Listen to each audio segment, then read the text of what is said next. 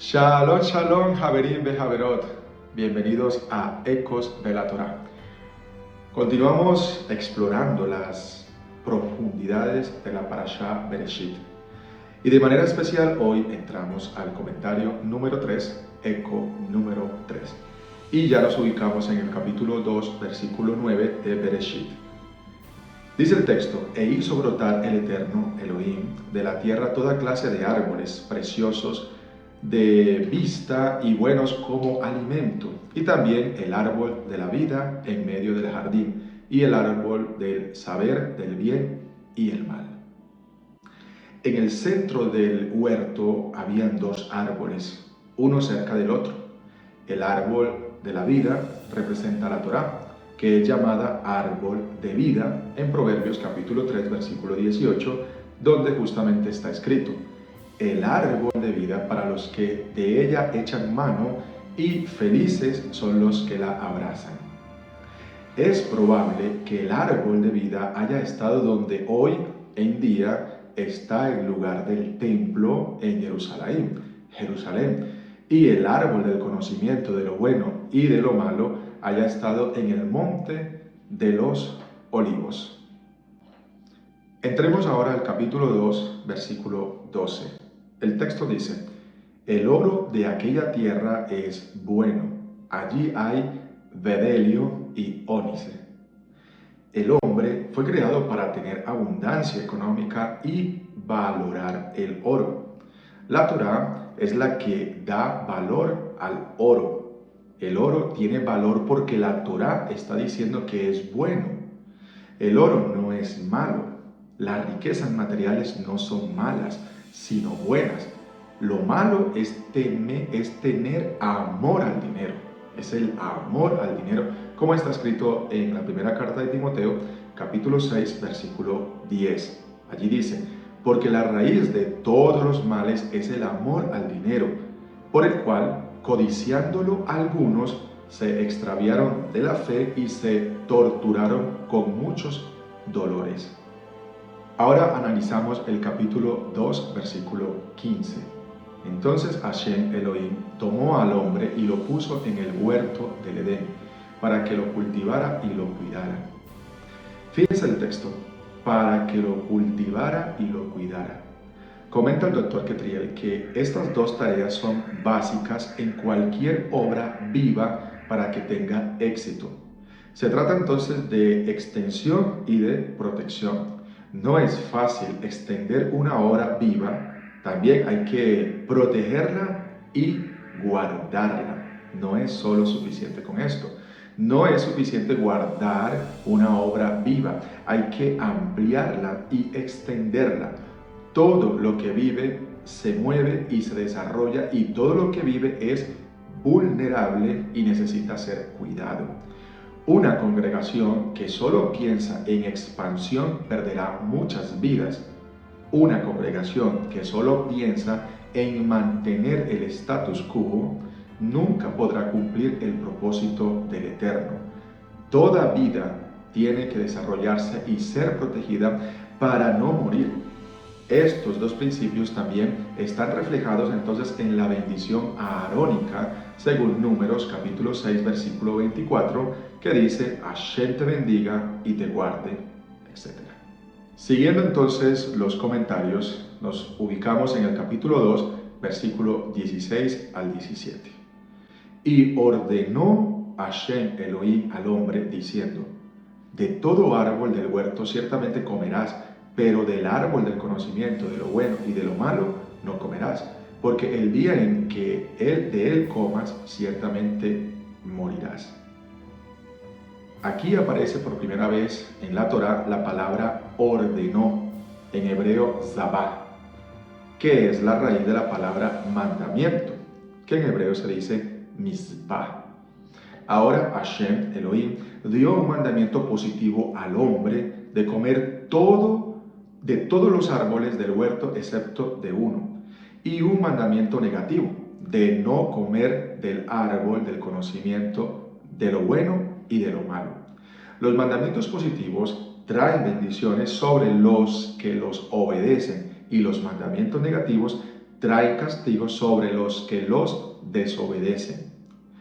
Continúa diciendo el doctor Catriel, el árbol del conocimiento de lo bueno y de lo malo representa el reconocimiento de la soberanía de Elohim sobre el hombre.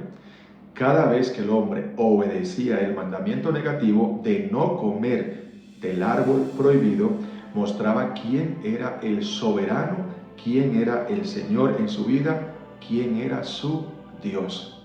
Este árbol ayudaba al hombre a someterse y humillarse, y de esta manera podía mantener su estado de Señor y administrador delegado sobre todas las cosas creadas.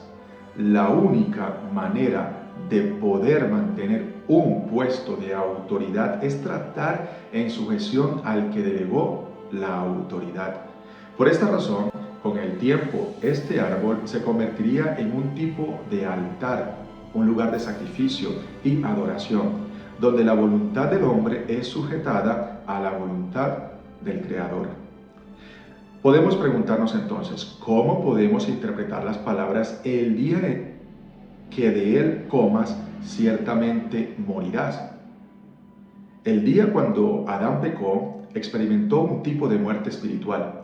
Su interior experimentó una ruptura en la relación íntima con Dios, de manera que Elohim le sale a buscar llamándole, diciéndole, ¿dónde estás? Ahora nos ocupamos del capítulo 2, versículo 18. Y Hashem Elohim dijo, no es bueno que el hombre esté solo, le haré una ayuda opuesta a él. El hombre no fue creado para estar solo. La mujer fue sacada del hombre con el fin de estar delante de él y complementarle. Este texto enseña que el propósito principal de la mujer es apoyar al hombre para que él pueda cumplir el propósito o los propósitos del Eterno junto con ella. Antes que la mujer fue hecha, el hombre fue puesto en el huerto para labrarlo y protegerlo. Los mandamientos de comer de los árboles y de no comer de un árbol no fueron dados directamente a la mujer, sino al hombre. El hombre también empezó su tarea de dominar sobre la creación al poner nombres proféticos sobre todos los animales de la tierra y todas las aves del cielo. Pasemos ahora al capítulo 2, versículo 19. Y Hashem Elohim formó de la tierra todo animal del campo y toda ave del cielo, y los trajo al hombre para ver cómo los llamaría. Y como el hombre llamó a cada ser viviente, ese fue su nombre. El quinto y sexto día fueron formados más bien todos los animales. Esos animales luego fueron traídos al hombre para que él dominara sobre cada uno de ellos a través del discernimiento espiritual y su capacidad de hablar. Por medio del discernimiento espiritual podía detectar el carácter y la función de cada especie. Luego combinó las letras hebreas según el significado de cada letra que correspondían al carácter y función de cada animal y las pronunció sobre cada uno en particular. Adán fue creado para ser dirigido por el Eterno, por el Rúa del Eterno. Todavía no había entrado el pecado en él y su relación y revelación espirituales no sufrían impedimentos de ninguna clase. Bereshit, capítulo 2, versículo 21-22. Entonces Hashem, Elohim, hizo caer un sueño profundo sobre el hombre y se durmió. Y tomó una de sus costillas y cerró la carne en ese lugar. Y de la costilla que Hashem, Dios, había tomado del hombre, formó una mujer y la trajo al hombre. La mujer no fue tomada del polvo de la tierra para ser aplastada, ni de la cabeza del varón para dominarlo, sino de su lado para igualarlo. Según Rashi, el texto hebreo no habla de costilla, sino de costados. De esta manera, Hashem sacaría la parte femenina del hombre para construir una mujer. Siguiendo el texto, entonces, nos ubicamos ahora en el capítulo 2, versículo 23. Y el hombre dijo, esta vez es hueso de mis huesos y carne de mi carne, ella será llamada mujer, Isha, porque del varón Ish fue tomada. Comenta el doctor Ketriel al respecto que las primeras palabras del hombre cuando despertó de su sueño fueron esta vez. Esto significa que él había estado buscando entre los animales algún ser que podría ser su pareja. Según el Midrash, al ver que todos los animales tenían parejas, se quejó con el Eterno por no tener pareja él. Entonces el Eterno lo durmió y le proporcionó a Java. Este texto entonces nos enseña que Adán hablaba en hebreo, la misma lengua que el Eterno usó para crear el mundo. Según Siftei Jajamim, en todas las lenguas antiguas del mundo, la palabra para mujer no se deriva de la palabra para hombre, excepto en el hebreo. Por lo tanto, el juego de palabras que está haciendo Adán es una evidencia que estaba hablando el idioma hebreo y entendiendo su gramática. El hebreo fue hablado por todos los hombres hasta la Torre de Babel, casi 2000 años después. A partir de allí, el hebreo fue dividido en 70 idiomas diferentes. El hebreo es llamado Lashon HaKodesh, la lengua sagrada. Bereshit, capítulo 2, versículo 24. Por ello dejará todo hombre a su padre y a su madre, y se unirá a su mujer, y serán un solo cuerpo. Elohim dio el matrimonio como un regalo para Adán y Eva. Fueron creados perfectamente para complementarse entre sí. El matrimonio no fue solo por conveniencia, tampoco lo originó ninguna cultura. Fue instituido por Elohim y cuenta con 3 aspectos básicos. 1. El hombre deja a su padre y a su madre y en un acto público se compromete o se promete a su esposa. 2. El hombre y la mujer se unen al tomar la responsabilidad del bienestar de cada uno y amar a su pareja sobre todos los demás. 3. Ambos llegan a ser una carne en la intimidad y en el compromiso de la unión sexual, que está reservada solo para el matrimonio. La raíz de la palabra hebrea que ha sido traducida como unirá es davak y significa pegarse, asociarse, adherirse. Ahora pasemos al capítulo 2, versículo 25. Y estaban ambos desnudos, el hombre y su mujer, y no se avergonzaban. El hombre fue creado a la imagen de Dios, como hemos venido estudiando. Como Elohim se revela en este mundo como la luz y cubriéndose de luz, el hombre brillaba antes de caer en el pecado. El Midrash enseña además que el hombre fue creado rodeado con nubes de gloria y él tenía una especie de escamas que luego cayeron cuando pecó.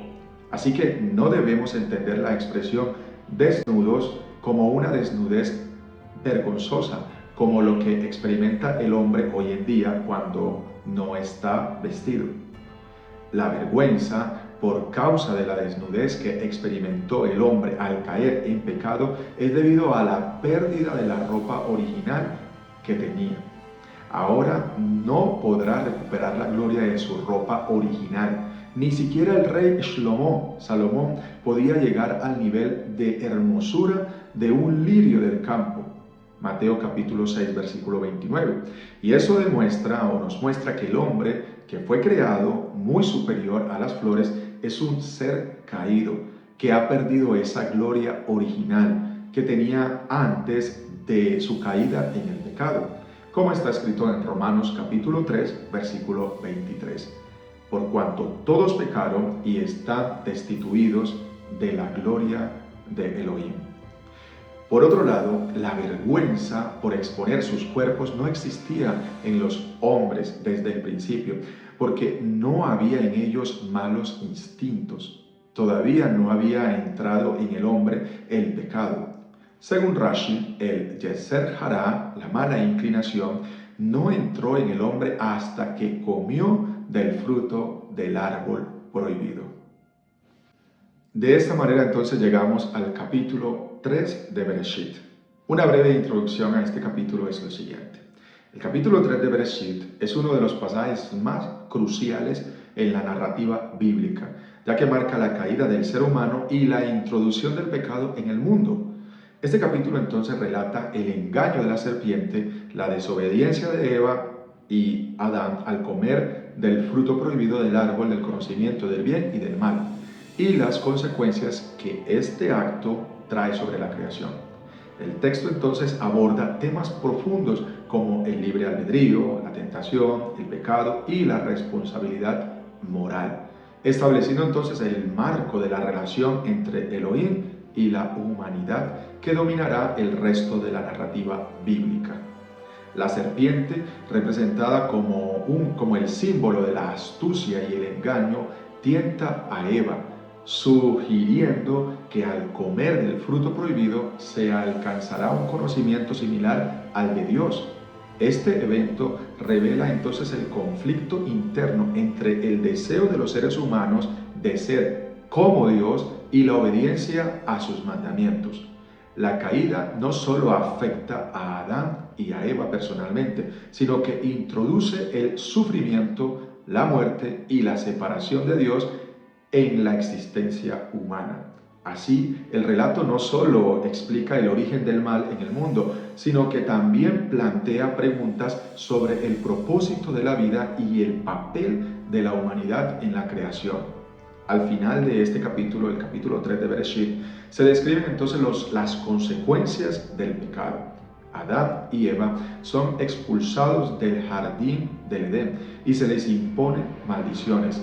La armonía perfecta entre Elohim y el ser humano es rota y el acceso al árbol de la vida es bloqueado por los querubines con una espada de fuego.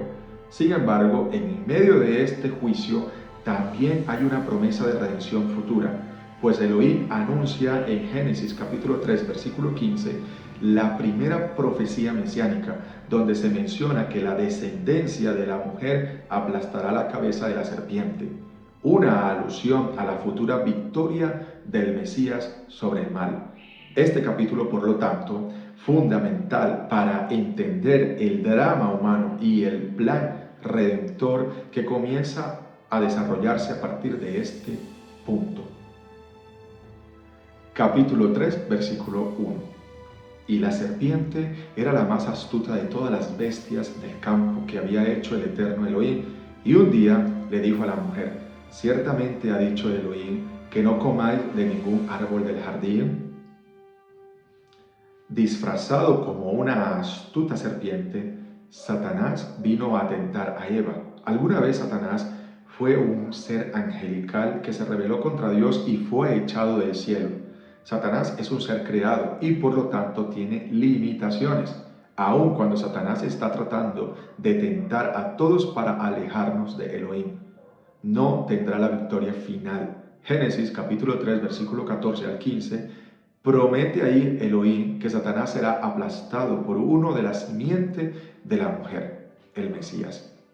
La serpiente tentó a Eva haciéndola dudar de la bondad de Elohim.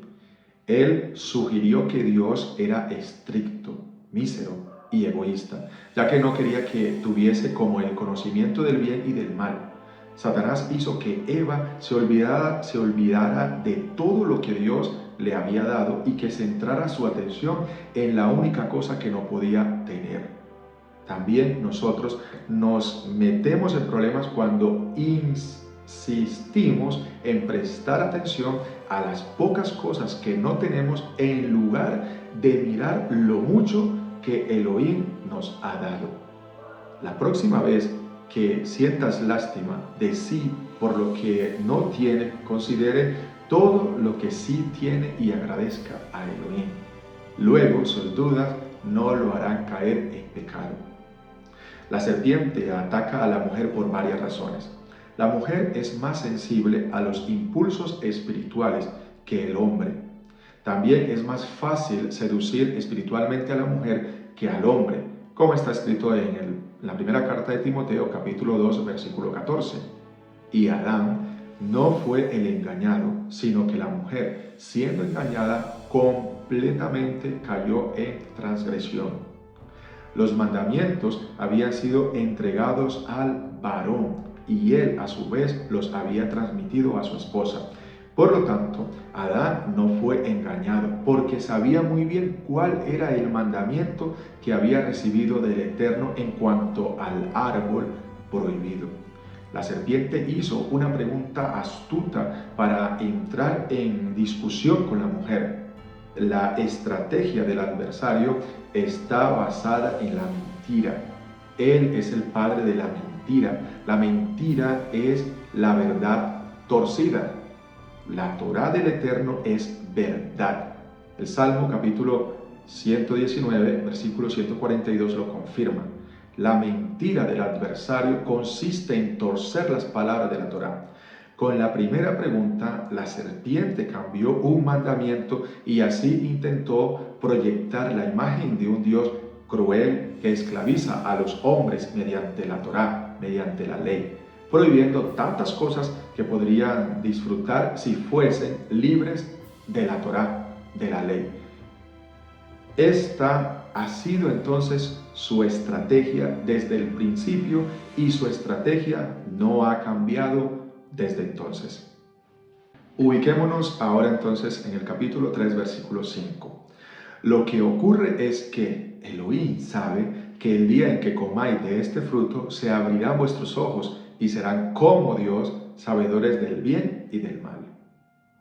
Satanás utilizó un motivo sincero para tentar a Eva. Llegarás a ser como Dios. No estaba mal que Eva quisiese ser como Dios. Parecerse más a Dios es la meta suprema de la humanidad. Es lo que se supone que debemos hacer. Pero Satanás engañó a Eva en lo que respecta al modo apropiado de lograr este objetivo. Le dijo que ella podría parecerse más a Dios al desafiar su autoridad, tomando su lugar y diciendo por sí misma lo que era mejor para su vida. En efecto, le dijo que se convirtiese en su propio Dios. Pero llegar a ser como Dios no es lo mismo de tratar de ser como Dios. Más bien es reflejar sus características y reconocer su autoridad sobre su vida. Al igual que Eva, a menudo tenemos una meta muy valiosa, pero tratamos de alcanzarla de un modo equivocado. Nos comportamos como candidato político que le paga al encargado del recuento de votos para ganar las elecciones. Cuando hace esto, servir al pueblo deja de ser su meta principal. La exaltación del yo conduce a la rebelión contra Elohim. Tan pronto como comenzamos a sacar a Elohim de nuestros planes, nos estamos colocando nosotros mismos por encima de Él. Esto es exactamente lo que Satanás quiere que hagamos. La serpiente reclama entonces conocer lo que hay en la mente de Dios. Ella es religiosa. Ahora está intentando establecer una religión diferente. Lo atractivo de su nueva religión es que ofrece la libertad de la ley y el desarrollo personal mediante un conocimiento superior. En una religión que crea independencia, en lugar de estar en sujeción a los mandamientos, el hombre toma decisiones propias según sus propios criterios, mediante la confianza de su propio conocimiento y en sus propias mentes. Piensa que sabe lo que debe hacer y no hacer. Así su propia mente se convierte en Dios y es la que decide, según lo que entiende. Lo que no entiende no lo acepta ni lo practica, señala el doctor Ketriel Blatt. Llegamos entonces al capítulo 3, versículo 6. Y vio la mujer que era deseable el árbol para comer de él, y muy tentador resultaba a la vista, y valioso era para conocer. Y entonces tomó de su fruto y comió, y le dio también a su marido, y él comió. La mayoría de los pecados vienen por los ojos, y fue como el pecado entró al mundo. La primera carta de Juan, capítulo 2, versículo 16, lo confirma, porque todas las cosas del mundo, los deseos de los ojos y las pretensiones de la vida no son del Padre, sino del mundo. Aprendemos entonces las terribles consecuencias que pueden tener las comidas prohibidas y la distracción de la Torá, provocando entonces la separación del sagrado nombre del Eterno. Que Dios no lo permita. Aquel que le hace agregados a la Torá disminuye su valor. A partir de esto aprendemos que la persona tiene prohibido agregar jurot, vallas, exigencias mayores que Dios no ordenó, porque solo por el hecho de agregar que está prohibido tocar el árbol que Java llegó a comer del mismo, este es un tema muy profundo y aquel que se relaciona con la mentira termina más involucrado en mentiras, porque un pecado siempre lleva a otro pecado mayor. Satanás trató de que Eva pensara que el pecado era bueno, placentero y deseable. Bueno, placentero y deseable. El conocimiento tanto del bien como del mal le parecía inofensivo a ella. Por lo general, la gente decide hacer cosas malas porque se ha convencido de que esas cosas son buenas, al menos para ellos mismos. Nuestros pecados no siempre nos parecen horribles y los pecados que dan placer son los que nos cuesta más trabajo evitar. Así que prepárese para las atractivas tentaciones que pueden surgir a su paso, aun cuando no siempre podamos prevenir la tentación. Siempre hay una salida, como está escrito en la primera carta de Corintios, capítulo 10, versículo 13. Recurra a la palabra de Elohim y a su pueblo para permanecer firme ante la tentación. Observe con atención lo que hizo Eva. Miró, tomó, comió y dio. Miró, tomó, comió y dio. A menudo la batalla está perdida al primer vistazo. La tentación comienza simplemente al mirar algo que queremos. ¿Está usted luchando con la tentación porque no ha aprendido que mirar es el primer paso hacia el pecado? Saldremos victoriosos de la tentación más a menudo si seguimos el consejo del Rab Shaul, Pablo, de huir de las tentaciones, de aquellas cosas que nos producen malos pensamientos. Segunda carta de Timoteo, capítulo 2, versículo 22. Una de las realidades del pecado es que su efecto se extiende. Después de que Eva pecase, involucró a Adán en su mala acción. Cuando hacemos algo malo, a menudo nuestro primer alivio de la culpa viene cuando involucramos a alguien más. Como desperdicio tóxico derramado en un río, el pecado se extiende rápidamente. Reconozca y confiese su pecado a Dios antes de que sea tentado y contamine a los que están a su alrededor. La mujer fue engañada por la palabra de la serpiente. Creyó más en las palabras mentirosas que en las palabras del Eterno que habían sido transmitidas por su marido.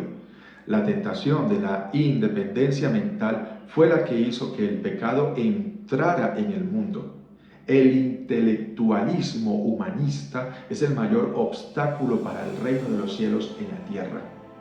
Adán se dejó seducir por la mujer en lugar de dominar sobre la serpiente con la palabra de Elohim. De esta manera concluimos el eco número 3 de la Parashá Bereshit. Recuerda, únete a esta experiencia de aprendizaje y crecimiento espiritual suscribiéndote a nuestro canal si aún no lo has hecho. Deja tu like y participa en los comentarios, preguntas en nuestro estudio colectivo de la Torá. Y recuerda compartir estos estudios con tus amigos, familiares y comunidades. Juntos podemos expandir nuestra comprensión de la Torá y fortalecer nuestro vínculo con nuestra herencia espiritual. Shalom.